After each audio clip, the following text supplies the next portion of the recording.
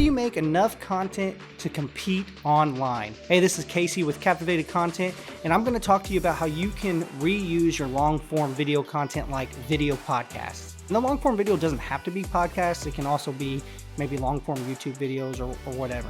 So recently, I started hosting 2 different podcasts, one with my brother and one with my business partner, but we have learned how you can take that content and repurpose it into small snackable content. So I'm going to give you a few tips on how you can do that. When you're editing your video podcast, or if you have a third-party company or an agency or someone editing your podcast, make sure that as they're editing, that they're kind of keeping an eye out or an ear out for 30 seconds to 90 second little sound bites where the hosts or even the guests on the podcast are speaking passionately or knowledgeably about a subject, that you can kind of set those sound bites aside as knowledge nuggets for future videos. So the second tip I'm going to give you is to make sure that you're actually reframing these videos into the aspect ratios that work naturally on the platforms that you're going to share it on. So most platforms now accept horizontal, like 16:9 HD format, but they also accept vertical format, 1:1 square format, or 4:5 format. You may have to do a little bit of research, like TikTok and